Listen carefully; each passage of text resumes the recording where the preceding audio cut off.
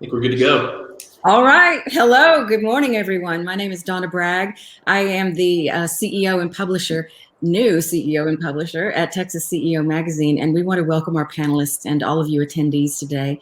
Thank you so much for being here. We are excited to have partnered with Zilker Media to bring you this 4-part online event series. It's meant to walk you through thought leadership marketing and crafting your brand. And today's event focuses on garnering media as a thought leader in your industry. You're going to get some pro PR tips and strategies. And with that, we would like to turn things over to Rusty Shelton, founder and chairman of Zilker Media. Donna, thank you so much. Congratulations on the new role at Texas CEO Magazine. Your team has done such a great job of working with us to put together this series. Shelby and I are super excited about the conversation today. I want to start off and thank each of the leaders that have joined us live on this webinar, everybody that's going to watch this later. We are really, really excited about talking to you about, for us, what we often get as the most important question from leaders, which is, how do I get quoted in the Wall Street Journal? How can I get in the Austin American Statesman? How can I start doing more podcasts? And our publicity director, Shelby Yonner, and I are going to try to cover a lot of ground in the next hour or so that we have together. We take it really seriously. You've set aside an hour of your time in the middle of the day to be here with us. And so, as I mentioned, we're going to cover a lot of ground, give a ton of value. We're going to leave some time at the end for questions. So as we're going through the presentation, if you have a question, if you want to dive in on something, if you want to, get a few more details on it, just pop your question into the chat. And Shelby and I, towards the end, we'll spend some time really diving in on those questions and making sure that you are getting as much personalized value as you can. So as I mentioned, I'm founder and chairman of Zilker Media. Shelby Yonner is our publicity director. She's the one that has been generating just significant media for clients of ours for years and years and years, and is going to bring a lot of value today. Our agency, just so you know, we work with some of the world's biggest thought leaders, best-selling books and companies, and really the focus for us is leading and working with leaders to build brands focused not on selling or marketing something, but instead on leading with value. How can you go out there and position yourself as a leader that's on a mission with something to teach, with value to offer, versus a leader or an operator just trying to grow a business? And so one big component of that is doing that through the media, whether it's podcast interviews, whether it's writing for HBR or the Wall Street Journal or Texas CEO Magazine or others. And so as I mentioned, Shelby and I, maybe we're being a little ambitious. We're going to cover a lot of ground in the next hour that we have together. I want to start off and talk about kind of the basics here. What is PR? Why does it matter to leaders? I want to make sure that everybody understands where PR fits in within the new media landscape. So we're going to look at the 3 categories of media and where PR fits in. Shelby is then going to take the reins and really start to get practical and how do you position yourself to the media? How can you create media angles and newsjack and put yourself in position really to attract high quality media attention? We're going to look at some specific pitches. Shelby's going to walk through how to pitch yourself to the media, how to hire a good publicist for those of you that do decide you want to work with a PR firm. How do you do that? How can you make sure you got the right fit? And then, as I mentioned, we're going to spend a lot of our time towards the end of the conversation today really diving in on Q&A.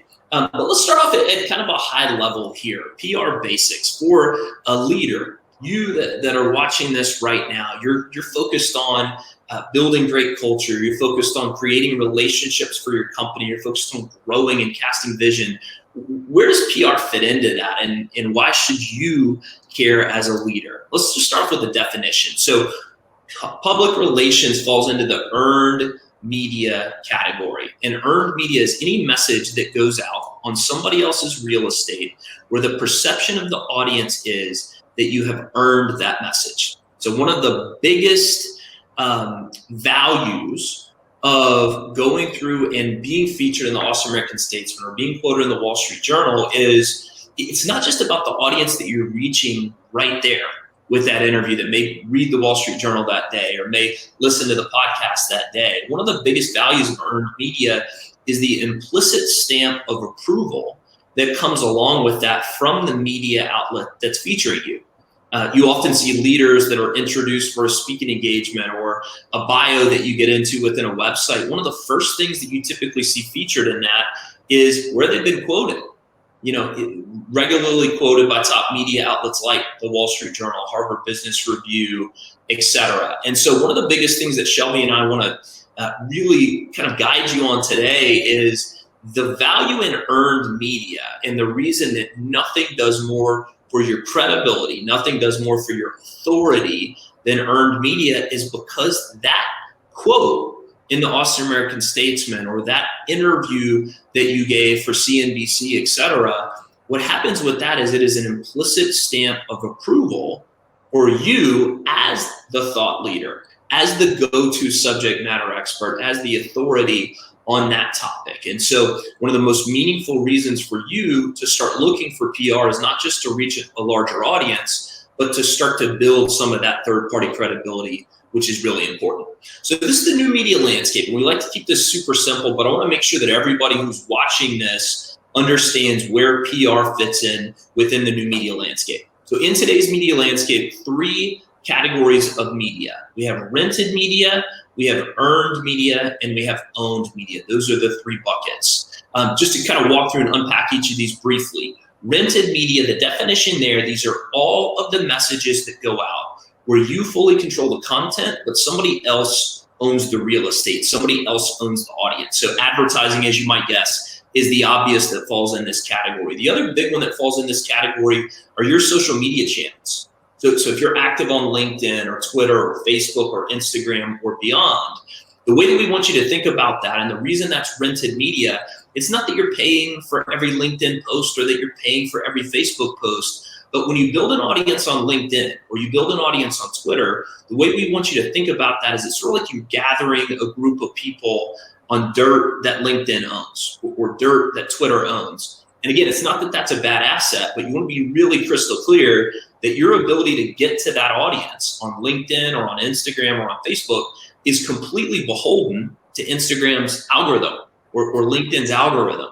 And again, what we want to really focus in on, whether you have a message going out on rented media or on earned media, really the goal is how do we drive people back to real estate that your company owns or that you own so that you can extend your interaction with them. Earned media is the second category. That's what we're focused on today. And again, that includes all of the messages that go out on real estate somebody else owns where the impression of the audience is that you've earned that message. So these are PR opportunities, speaking engagements, client referrals. If you've written a book, that falls in this category, online reviews, etc. As we all know, certainly for a leader, nothing matters more in terms of your credibility. Nothing matters more in terms of the velocity of a lead or the velocity of interest in your company than earned media, right? A message just hits us differently in this category. That's one of the reasons we want to spend the bulk of our time talking about that today.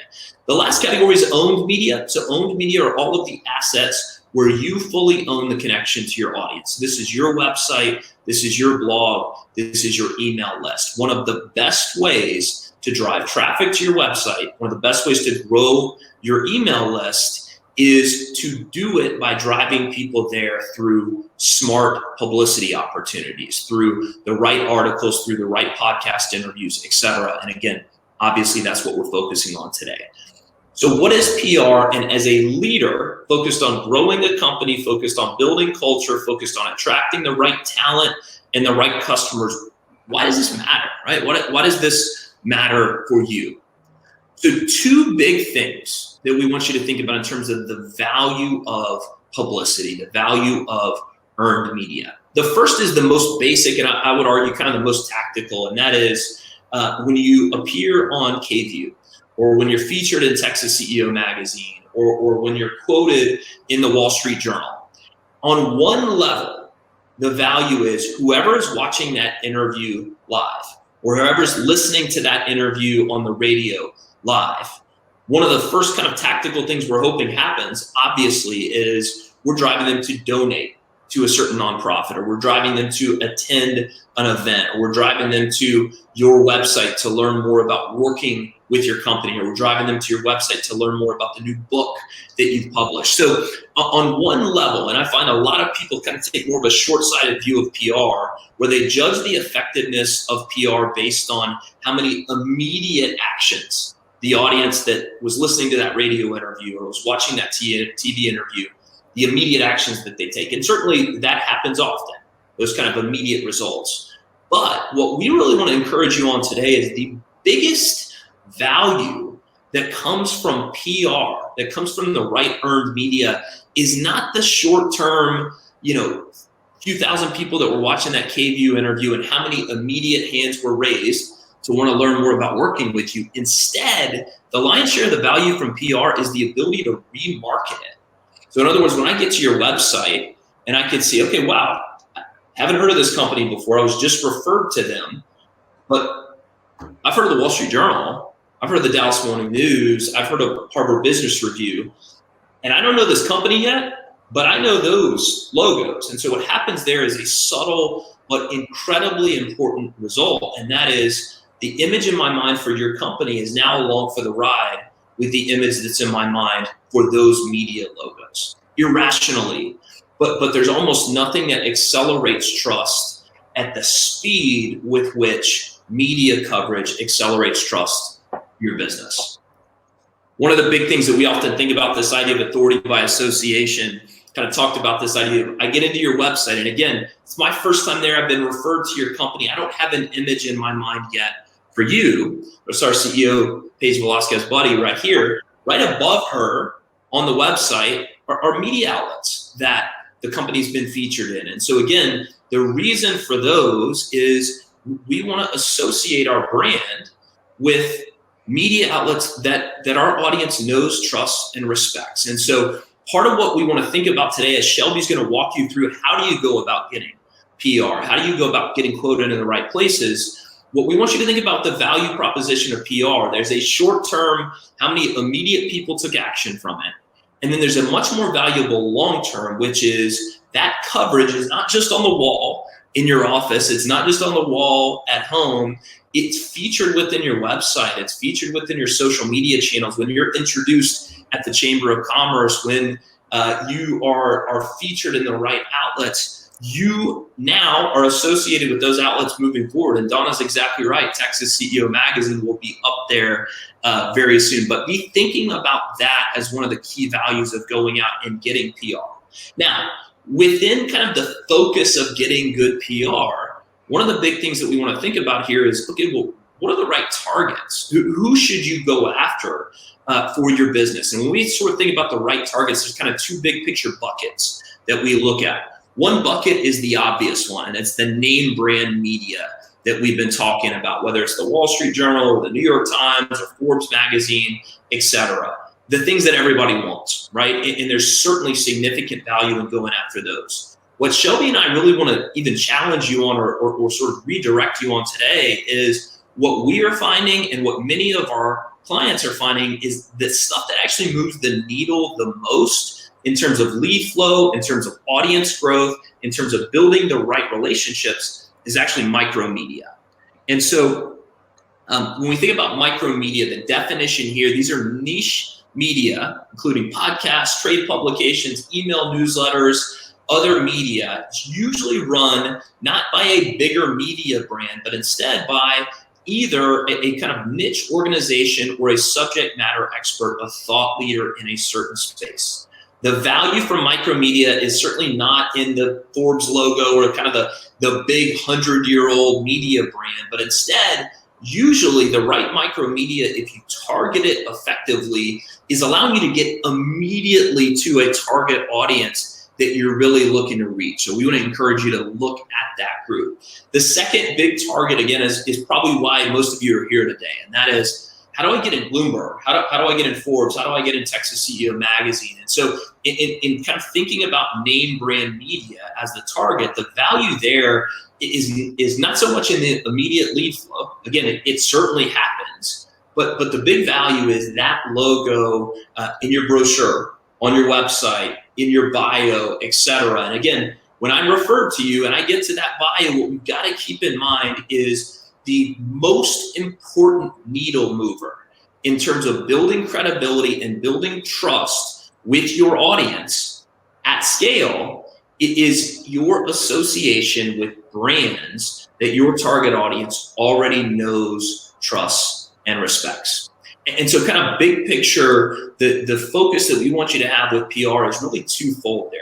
How do we get immediate results, but also more importantly, how do we get the right coverage that when I Google your name and I go looking for you, I can say, oh my gosh, wow, quoted in Forbes, quoted in the Wall Street Journal, etc. Now, the next question, of course, I know you have on your mind is, yeah, Rusty, that all sounds great. How do I actually do that? So I want to pass it over to our publicity director, Shelby Yonner, who's going to start to really get tactical with each of you on how do you go about doing this effectively. Thanks, Rusty. I'm excited to talk to everyone today about how to go about actually positioning yourself and pitching yourself to media. So when you're pitching yourself to media, the first step is going to be to create a media-friendly bio. This is written specifically for media to tell them why they should care about you. And it's going to be different than any other corporate bio that you have. Some things to think about are, what does your target audience care about? What would really impress them? And what actually makes you an expert?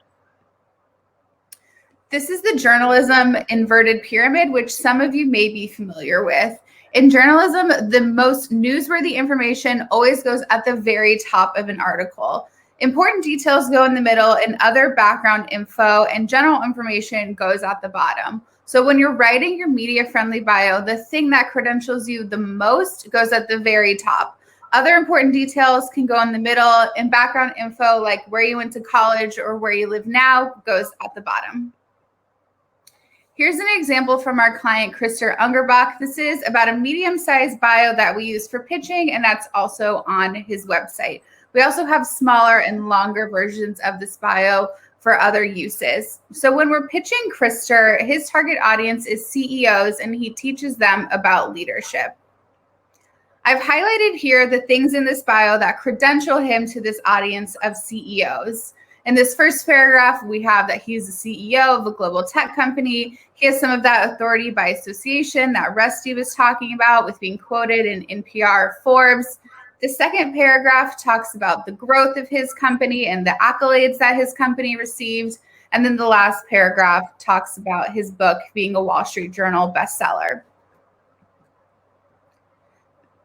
Some other things that you might want to include are professional organizations. So if you're an entrepreneur and you're targeting other entrepreneurs, you might want to mention EO or YPO. You can mention media appearances for that authority by association like Krister did, or conferences you've spoken at. If you're in a place where you can include client testimonials, especially name brand companies, that's something that is good to include, as well as books authored and any industry specific details, especially if you're targeting other people in your industry. However, you want to avoid jargon. So it's often said that the media is written at an 8th grade level. So if your 8th grade daughter or niece cannot understand the industry specific jargon you're using, you'll want to simplify that language. You also don't want to be exaggerating or overly promotional. So there's a fine line between credentialing yourself and bragging on your accomplishments and being overly promotional or just plain exaggerating. At the end of the day, we're pitching news writers, and this is not advertising. Lastly, you also want to avoid overused words like unique or innovative. So the media database Cision does a state of the media report every year. And this year they surveyed journalists on their most overused press release words. You'll see there at the top, unique is there, innovative, which is my personal pet peeve, is there in the middle. So all of these are words that journalists consider overused. So if you find yourself using them in the bio that you're writing or your pitch, take a step back and say, is this really the best word I can be using right now? Once you have your positioning, it's time to come up with your media angles. So the media angles are often referred to as the news hook because it's what captures the audience's attention. This is all about understanding the audience of this media outlet. Once you understand the audience, you'll know what news will hook them. When you're pitching, you want to spell out how will this angle affect the audience. You don't want to leave it up to guessing or assumption. Again, the angle should not just be about you, your organization, or too promotional. This is news, not advertising. And some things to think about are trends, current events, innovation, impact, prominence, human interest, controversy, and local significance. To come up with media angles, the best thing you can do is read the newspaper, watch the TV show, listen to the podcast. This is the #1 way to know what that media outlet is covering. You can also listen to the questions your clients and customers are asking you. If you're suddenly hearing a lot of people asking the same question, a trend may be starting that you can tie into. You can also keep an eye out on industry-specific trade publications. So this is a type of micromedia like Rusty just mentioned. So industry-specific trades often report on news that the general media has not caught on to yet. Lastly, newsjacking is one of the biggest ways that we've found to come up with strong media angles. We're going to go into some examples of newsjacking right now. And of course, one of the biggest stories of the past year and probably the past decade is the COVID-19 pandemic. So this is an example of a newsjacking from COVID-19 from the very beginning of the pandemic. You may remember that no one knew how to work from home, which is funny now to look at in hindsight, but there was a lot of media being written about this in the very beginning. So our client here, Maura Thomas, a productivity expert, newsjacked around this topic and got quoted in this story in CNN Business. She has this quote here, and she was also quoted other places in the article. So now she has this great CNN Business logo for that authority by association on her website. Another example here is our client, Dr. Mark McLaughlin. He newsjacked around social distancing and how to boost happiness and productivity while social distancing. So the key here is that Mark and Maura can talk about their respective topics at any time, right? You don't need a breaking news story to talk about boosting happiness and productivity, but injecting them around that current event made them even more newsworthy and gave the media a reason to cover them. Let's pivot now to a trade example. Our client here, Michael Fried, owns an insurance adjusting company. He garnered this story and many others talking about how COVID-19 affects commercial insurance. This trade publication, Facility Executive, is read by folks who own and operate commercial facilities, which is exactly Michael's target audience and customer base. Here's a more recent example of newsjacking. A few weeks ago, it was huge news that Naomi Osaka decided to skip the French Open press events, citing mental health issues. She got a large fine, and it was a big story. Meditation app Calm came in, and they said, hey, we love that she is prioritizing her mental health. We're going to pay her fine, and we're actually going to pay the fine of any other tennis players who want to skip the press. This was a great newsjacking strategy from Calm. They made a ton of headlines while writing the coattails of this huge news story, and they were able to bring awareness to their app, which promotes mental health and meditation. One last example of newsjacking, you may remember in March when Meghan Markle and Prince Harry did their Oprah interview. It was a huge pop culture news story. Our client, Dr. Mladi, who is a double-boarded child and adult psychiatrist, newsjacked this story to discuss her own perspective on mental health. I wanted to mention this example because, again, it's around a pop culture news story. Newsjacking does not only have to be around hard breaking news. And also, Dr. Mladi wrote this for her own blog. So newsjacking does not only have to be for earned media, it can be owned media like Rusty was talking about, which is your own blog on your website. It's a great strategy for coming up with content. Once you have your positioning and your media angles, let's talk about how logistically, how do you pitch yourself? So we're primarily going to talk about email pitching. There are now more than 6 PR pros for every journalist. So you can imagine how many phone calls they would be getting every day if everyone phone pitched them. However, on the flip side, they're also getting a ton of emails. So whenever you're pitching via email, the thing you always want to be thinking about is how can I show value? You don't want to annoy them. Honestly, they're just looking for a reason to delete your email. So always keep that top of mind. Most email addresses are public on the media outlet's website. And if they're not there, Twitter is a great place to go. So journalists love Twitter. 99% of the time, if you find a journalist on Twitter, right there in their profile, they're going to have where they work, what they cover, and their email address right there. To find the person to pitch, again, the best thing to do is read the news, watch the TV show, listen to the podcast, pay attention to the stories that are similar to you and your organization, and you will be able to see who would be most likely to cover you. A good rule of thumb, when you're pitching print or an online extension of print, you want to look for the editor or the reporter on the beat closest to the story that you're pitching. So a beat reporter is someone who specializes in a certain topic, such as a real estate reporter or a features editor. There are also some fun ones like Texas Monthly's taco editor. When you're pitching broadcast TV or radio, look for the producer or a guest booker. And when you're pitching podcasts, look for the host or the producer. A lot of podcasts do all their guest booking themselves. Some of them do bring on producers to help them with that. Here's a really basic template for pitching yourself. You want to say who you are. You want to credential yourself right off the bat. Tell them why they should care about you. You want to prove that you know what they cover and write about, and then give your story idea. And then the most important part, really spell out the value that you can bring to the news outlet. And you want to do all of this in a pretty short email. And we'll get to some examples here a little on of what that would look like. I also wanted to mention subject lines. So the subject line of an email pitch is super important, maybe even more important than the pitch itself, because this is what is going to decide if the journalist even looks at your email, even opens it.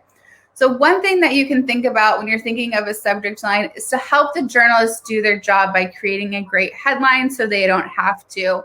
Many of you may know journalists, especially online journalists, are measured by how many clicks they get on a story. So when you're thinking of your subject line, think, would I click on this story? Is it interesting? Again, you want to keep it short. A good rule of thumb is 60 words or less, because most email inboxes show the first 60 characters of a subject line, and that's even less on mobile. So keep that in mind. Feel free to brainstorm and experiment here. Come up with a couple subject lines, A/B test them, see which one gets the most success out of the other. Again, you don't want to use jargon or overly vague words. There was a MailChimp study that looked at 40 million emails, and they found the ones with the highest open rate were the ones that were the simplest and got to the point. And then within all of this, if you can credential yourself right within the subject line, again, that's something great to do so that the journalist sees, this is someone I want to pay attention to. All right, now let's get into some real life pitch examples. I'm going to keep this pretty high level, but I'm happy to send these slides to anyone afterwards so you can really dig in. This first pitch is from our client, Carrie Lorenz. It's a podcast pitch around a book that came out at the beginning of this month. Carrie has great credentials. She was one of the first female F-1 Tomcat fighter pilots in the U.S. Navy. So we lead with those credentials wherever we can. Here, it's right there in the subject line. I wanted to point out the overall look of this pitch. So think of your own email preferences. If you get an email that's just a wall of text, you don't want to read it. Again, journalists are just looking for a reason to delete your email pitch. So make sure overall it looks nice. Here we have really short paragraphs, and the entire pitch is around 250 words. Again, this is a podcast pitch. So podcasts are very conversational. When you're pitching a podcaster, you need to prove that you're going to have a conversation with them that their listeners are actually going to want to listen to. So the way you do that is by including talking points in your pitch. Here we've included some talking points for Carrie that show it's going to be a very interesting and a very practical conversation with her. Here's the coverage from that pitch. Carrie did an interview on the 5 a.m. Miracle with Jeff Sanders, which some of you may know. It's a large business and productivity podcast. Let's switch now to a Forbes pitch example. This is a pitch from Catherine on my team. She takes a bit of a different approach here. In this first sentence, she references a Forbes columnist's previous column to show that she's actually familiar with his work. Then in the middle there, she has a super short bio from the client she was pitching. It's only 2 sentences long, but it shows the columnist why he should care about our client. Here's the response from the journalist. Catherine, first, let me compliment you on your pitch. You did your homework. You stood out from the crowd. Brava. We love to see it. They ended up not doing an interview on Forbes. Instead, they did it on LinkedIn, which we love. LinkedIn is becoming a large media outlet in its own right, and this columnist happens to also be an influencer over there. Here's this coverage. They did a LinkedIn Live. Again, we love the conversations that are starting to happen over there on LinkedIn. Let's do another Forbes pitch example. This one actually did end up on Forbes. Here, I credential the client in the very first sentence, even before I say her name. Another thing I wanted to point out here is how many times I use the word leader. So this Forbes columnist only covers leadership. That's the only thing he covers. So when I was pitching him, I knew I wanted to use the word leader as many times as I could. It's kind of like when you're applying for a job, they tell you to look at the job listing and reflect and mirror that language in your resume and cover letter. That's exactly the same thing you want to do in your pitch. Here's this coverage. He's since covered this client again and has plans to cover her before her book comes out later this year. Let's pivot now and talk about a trade publication pitch. This is quite a long pitch, so let's break it down. Here's the subject line. It's a little long, but it's doing a couple of things. It's Newsjacking COVID. It's credentialing with that phrase 30-year real estate attorney. And it also mentions real estate twice because we're pitching a real estate publication. This might seem like a little bit of a duh, but journalists get irrelevant pitches all of the time. So by mentioning real estate right there in the subject line before they even open it, this journalist knows it's a pitch relevant to what they cover. Here's the intro. Again, it's newsjacking, it's brief, and it shows expertise of the subject.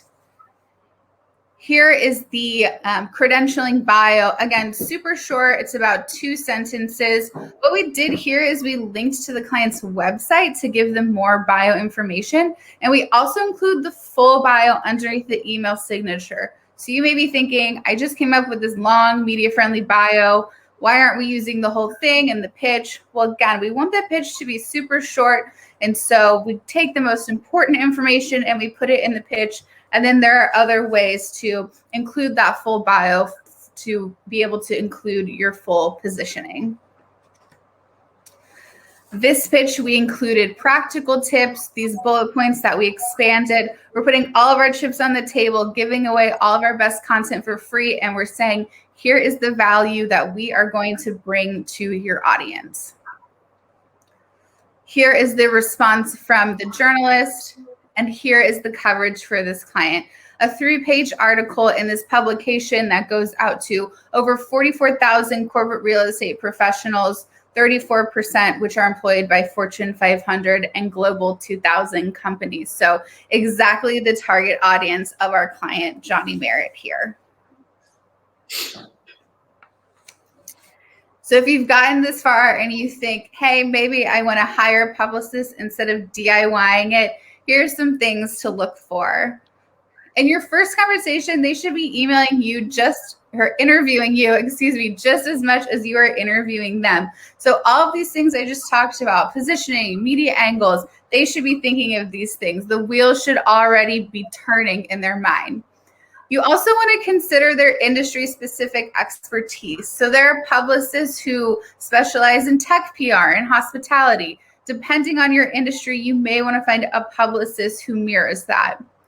There are also publicists who specialize in certain types of media, so radio, TV, podcasts. Ask them what their specialty is and what type of media results you can expect. You also want to have a conversation about results. How are they measured and delivered? You don't want that to be a surprise halfway through your engagement.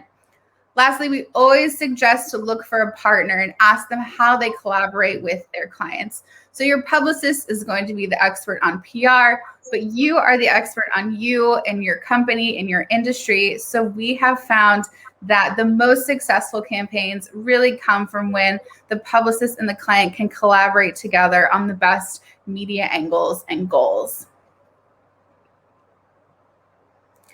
Those are all of my tips for how to actually pitch yourself to media. I'm happy again to send these slides to anyone who wants to dig into any of this further.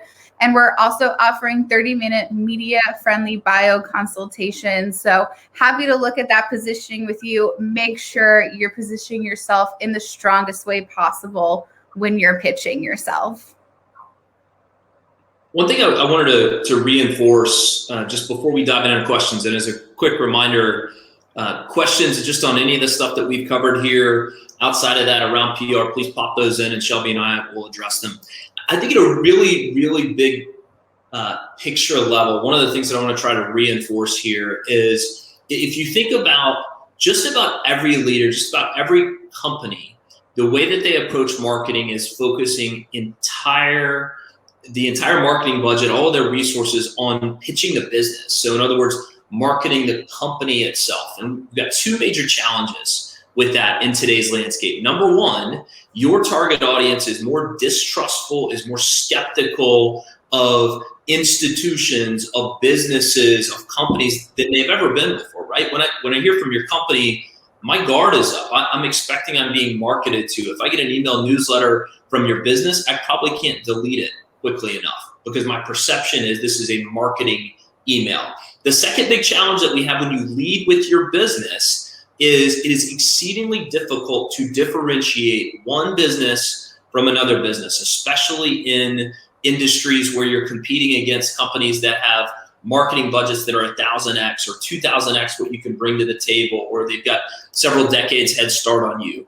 The most important trend in marketing today, and the reason that we put together this series with Texas CEO Magazine, is we want to empower you and encourage you not to lead as everybody else is, which is leading with a business. In other words, leading as a business with something to sell, or leading as a leader with something to market. Instead, the focus of this series and our strong encouragement to you is to step out alongside the corporate brand. And instead of positioning yourself as a leader trying to grow a business, instead you're positioning yourself as somebody that's on a mission, somebody with something to teach. PR is one of the best ways to do that. But right now, if you're working with a PR firm, if you get an internal marketing team and the entirety of what they're pitching to the media is company focused, it's almost impossible to get coverage that way. In most cases, the journalist is either replying and saying, you guys should be buying an ad for this pitch, or they're forwarding it to their advertising department internally. Earned media only happens, as Shelby talked about, when you can actually bring something to the table for the media, when you can help them entertain and inform their audience. And the best way to do that is to position yourself, again, as somebody that can bring insights, as somebody that can teach, as somebody that can provide value. And so when we have encouraged you kind of throughout this series to sort of take a step alongside the corporate brand, instead of hiding back behind that corporate brand, come alongside it. And what happens is something that may surprise some of you, and that is people sort of lean in to leaders, and people trust at a much quicker scale when they are looking at somebody that they recognize as the authority, as the thought leader in that space. And so I know for a lot of CEOs and leaders that I talk to, this concept of building a brand, of getting more visible, in some cases, kind of the initial reaction is for our minds to immediately go to people that are doing it the wrong way. In other words, people that are building kind of a ego-driven, hey, look at me kind of brand. And to be crystal clear, what Shelby and I are talking about here today, what we talked about throughout this series, is not building a, hey, look how awesome I am kind of brand. It's actually completely the opposite. Instead, it's trying to really empower you to go out and take the impact that you're making right now on a one-to-one or one-to-few basis with your team, with your client base, and start to do that at much more scale. So start to do that at a level where you're making an impact through media, through social media, et cetera, really focused in on making that impact and providing value at scale. One of the best examples of this in Texas, in our opinion, is Gary Keller and Keller Williams. They've done a fantastic job of not leading just with the business brand, but alongside that, really positioning themselves through a series of books through the years, through media, events, speaking. They want to be seen as thought leaders on a mission versus people trying to grow a company. And I think that's a really good example for a lot of you as you're sitting here today. Shelby, one of the things that I wanted to just press on a little bit, you mentioned Twitter earlier. And as I think about a lot of the leaders that are watching this, Twitter to me is one of the things that, tactically they could take from this and really start to work on right away. What are a couple of tips that you got for leaders that, maybe they've got a Twitter account, they haven't been real active on it. The concept of connecting with journalists might be a little bit new. How should they approach that on Twitter? Sure. Like I said, journalists love Twitter. For whatever reason, it has just really blown up in that community. So especially if you want to start building that relationship with journalists, even before you have a story to pitch them, definitely build out a list on Twitter, and you can build private lists within your Twitter of those people that you want to pitch, and do something which I'm going to steal from PR guru Michael Smart. He calls it read and react. So just start reading the stories that they're coming out with and just react to them naturally. Say, hey, loved this story, or hey, I got some great insight from what you wrote. Start building that relationship. It's completely without any ask, right? And so when you do send them that pitch, they're going to know your name, and they're going to know that you are covering and following what their stories are. I completely agree with that. And I think for a lot of you, maybe if your mind immediately goes on Twitter to politics or sports or a lot of kind of the headlines that you see from Twitter, we get it. But one piece of encouragement we would have for you, if you sort of think about Twitter as kind of like the world's biggest cocktail party, there's certainly a lot of loud, obnoxious sections of a big cocktail party. The value on Twitter for a CEO and leader in Texas and beyond is not participating on that side. Instead, as Shelby mentioned, it's using lists within Twitter to build out a really curated group of people that you want to focus relationship building on. So instead of kind of wandering aimlessly through this cocktail party, you want to find the right circles of people, the journalists in your topic area, influencers in your topic area, sometimes customers or team members, and really focus the conversation on those people. And it's amazing how many significant media hits will start out with just a quick back and forth on Twitter. So I think that's really, really important. I also want to reinforce something that Shelby mentioned earlier, which is, the power as a leader of really thinking kind of like the Forbes columnist that Shelby and the team pitch. So that Forbes columnist certainly is doing a lot of really significant stuff with Forbes, but alongside that, he is thinking of himself like a media outlet through LinkedIn and through his blog, et cetera. And so one of the big things that we want to encourage you on, this is one of the best ways to build outbound relationships as a leader and CEO, is not to think like an expert or a business owner or a leader, but instead to think like the media. And when you think like the media, what you can do is the more other people you involve, whether that's an interview series on LinkedIn, whether that's starting your own podcast, whether it's quoting people in your blog, the more other people you involve, at the worst, you build significant goodwill. You give them a reason to share a link to your blog or share a link to your LinkedIn page, etc., to go read that interview. But what Shelby and I see time and time again is a lot of times a conversation that starts on a peer-to-peer level with an interview or a feature instead of a salesperson to prospect level, what happens there is it opens doors for the business, because again, you're leading not as a business with something to sell, but instead as a thought leader with something to teach. One of those I recoil from, the second one I lean into. And so that for us is really kind of the why behind this series. And so we hope this has been really, really valuable for each of you. I want to thank Donna and her team at Texas CEO Magazine. They've done such a great job of working with us to put together this series. We're honored to be partners with them. I want to thank each and every one of you for being a part of this series. As we mentioned earlier, all of the four presentations that we've done are fully recorded, so you can go back and learn a little bit more about social media. You can learn a little bit more about building your brand. But we hope today's presentation around PR has been really valuable. Shelby, I know, listed her email address right here. So if you want to go in and talk with her and her team and have them be a sounding board just on a media-friendly bio and ask a couple of questions, feel free to do that. But we sure appreciate you being here with us today. We hope it's been valuable. We look forward to connecting with you at a Texas CEO event in the future. Take care. Bye-bye.